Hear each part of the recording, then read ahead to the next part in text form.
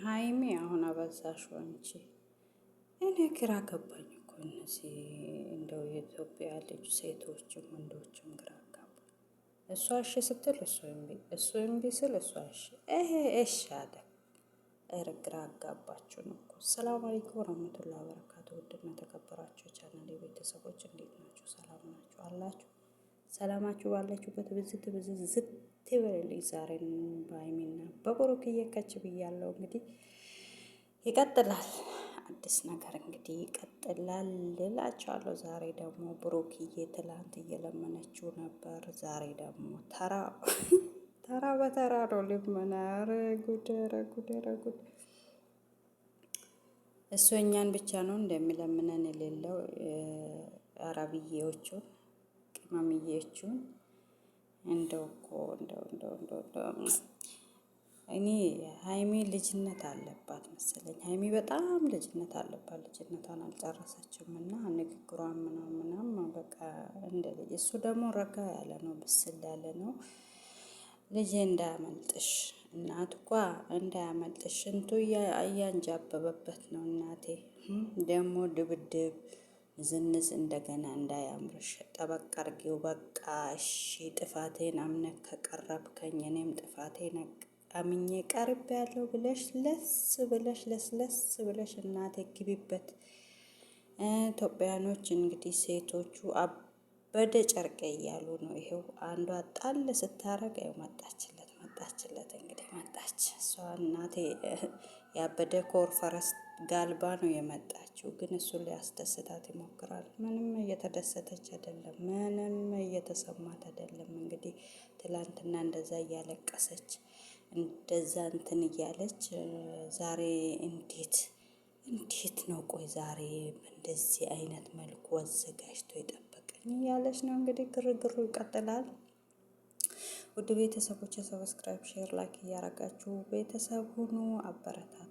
ቻናሌ አዲስ ነኝና አዲስ ቻናል ነው የከፈትኩት። አዲስ የሆናችሁ እንግዲህ ሰብስክራይብ እያረጋችሁ በርቺ በሉኝ። እንግዲህ ግርግሩ ይቀጥላል። ካወጣለሁ እያለች ነው። እሱ ደግሞ እንዴት ምሳቢ እንብላ ምናምን፣ እኔም ደክሞኛል አንቺም ደክሞሻል ምናምን ይላል። እሷ ግን እየተሰማት አይደለም።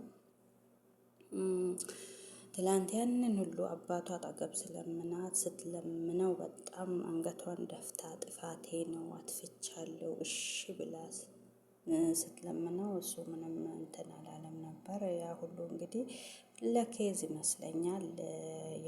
ያንን ሁሉ አርጋኝ አባቷ ፊት አዋርዳኝ እንደዛ እግሯ ስር ወድቄ ተነሳ ላለችኝ እንዴት ዛሬ ጥፋተኛ ነኝ እሺ ብላ መጣች? በጥቅም ነው ወይ ቤት ስለሰጠሁ ነው ወይ ወይንም ይህንን ስላረኩላት ነው ወይ የሚል ሀሳብ ኖሮት ይሆናል እምቢ ያለው። አሁን ደግሞ ስሰማው እንግዲህ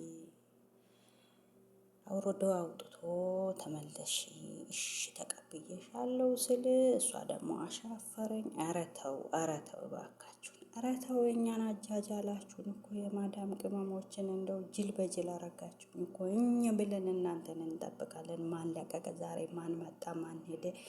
ማን ታረቀ? ማን ተጣላ? እያልን እኛ እዚህ እኮ እቃውን እየጨረስን ነው። የማዳምን ቤት በስርዓት አናጸዳ፣ የማዳምን ሽንት ቤት በስርዓት አናጥብ። እናንተን እንደውኝ ብለን እየጠበቅን አይ እድላችን እንደው አቃጥላችሁ ደፋችሁን እኮ። ሆኖም ግን ተስማሙ።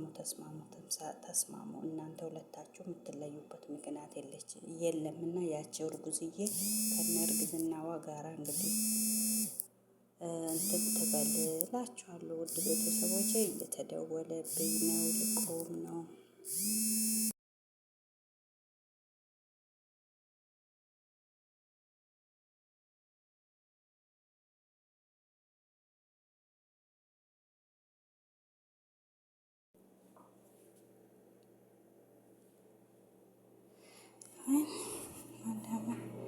አዳሜ ደውላ አቆምኩትና ግን እየሰማችሁ ነው መሰለኝ። ወይ እድሌ እና እንደዛ ነውና እናቴ ላፍ እንዳያረጉሽ። ይሄን ስንቷ እያጃበበችብሽ ነው። ስንቷ እንግዲህ ወይን በተወችውና እንደው ንጥቅ ባረኳት። ያቺማ መውለጃዋ ደርሷል መሰለኝ፣ ጠፍታለች። አሁን እንደ ድሮ አይደለችም።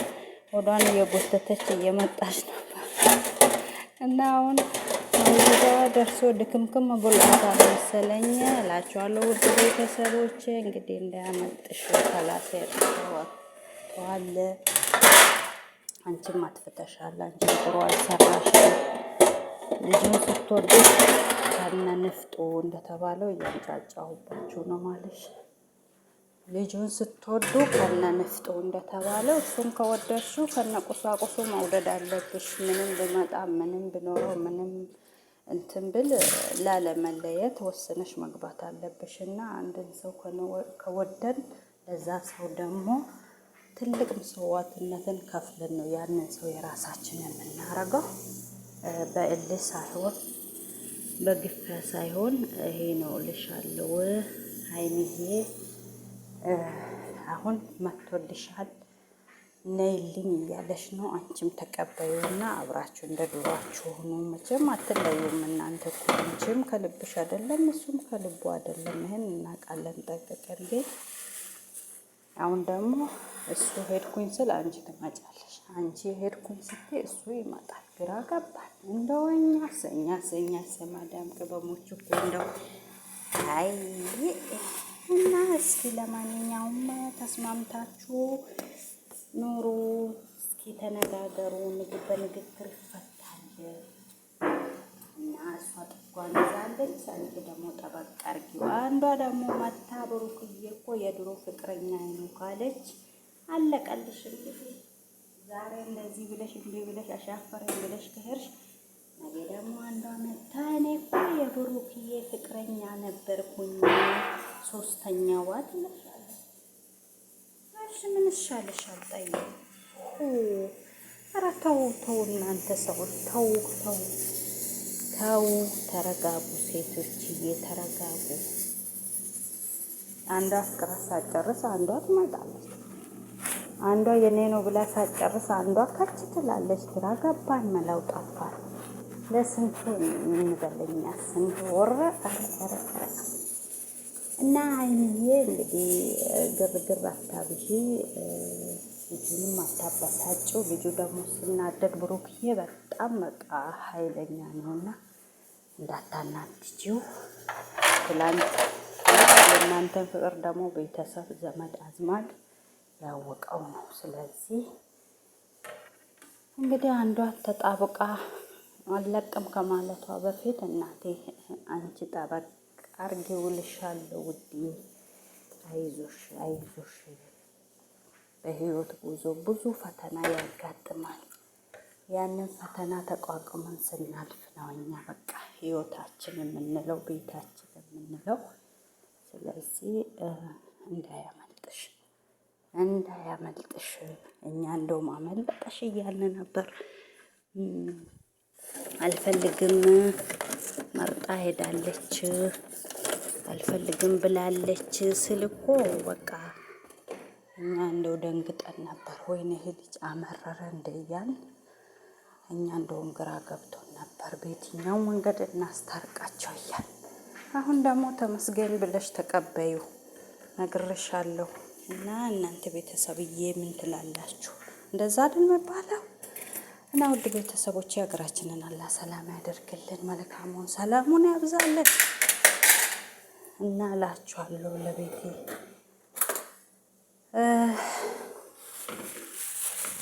አዲስ ከሆናችሁ ሰብስክራይብ፣ ሼር፣ ላይክ እያደረጋችሁ አበረታቱኝ። እኛ ስለ እናንተ ማን አለን?